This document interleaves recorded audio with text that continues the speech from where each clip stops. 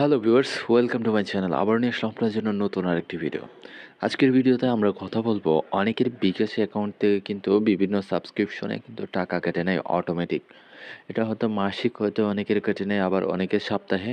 এটা একটা নির্দিষ্ট পরিমাণ টাকা কিন্তু কেটে নেয়। তো এই সাবস্ক্রিপশন হয়তো অনেকে ভুলে চালু করে ফেলছেন অথবা ইচ্ছা করে চালু করে ফেলছেন। এটা কিভাবে বন্ধ করবেন আজকের ভিডিওতে আমরা সেটাই দেখাবো। প্রথমে আপনারা বিকাশ অ্যাকাউন্টে চলে আসবেন। দেখতে পাচ্ছেন আমি কিন্তু এখানে বিকাশ অ্যাকাউন্টে চলে আসলাম।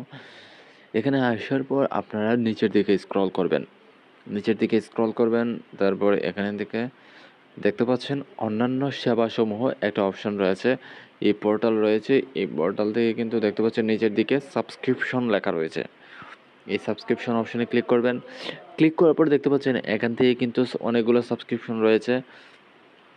বঙ্গ, বইগর এগুলো কিন্তু অনেকেই সাবস্ক্রাইব করে ফেলেন এবং এই কারণেই কিন্তু টাকা কেটে নেয়। এখানে পূর্বের সাবস্ক্রিপশন অপশনে ক্লিক করবেন, দেখতে পাচ্ছেন এই ৩ টা সাবস্ক্রিপশন কিন্তু বাতিল করা হয়েছে। আমার আগের কিন্তু অ্যাড করা ছিল। তো যদি সচল থাকে কোনো সাবস্ক্রিপশন, দেখতে পাচ্ছেন এখানে সচল অপশন, এখানে কিন্তু দেখতে পারবেন। যেহেতু আমি বাতিল করে দিচ্ছি এই কারণে কিন্তু কোনো সাবস্ক্রিপশন সচল নেই এখানে দেখাচ্ছে। পূর্বের সাবস্ক্রিপশন এখানে দেখতে পাচ্ছেন এগুলো কিন্তু আমার আগের ছিল, সেগুলো আমি বাতিল করছি। এবং আপনার পেমেন্ট বিবরণ যদি এখানে দেখতে পাচ্ছেন, এগুলো কিন্তু আমার একবার ৫০০ টাকা কেটে নিছে এবং একবার ৫০ টাকা পর্যন্ত কিন্তু কেটে নিছে। তো এগুলো মান্থলি যারা সাবস্ক্রিপশন দেওয়া রয়েছে তাদের কিন্তু এইভাবে অটোমেটিকলি টাকা কেটে নেবে।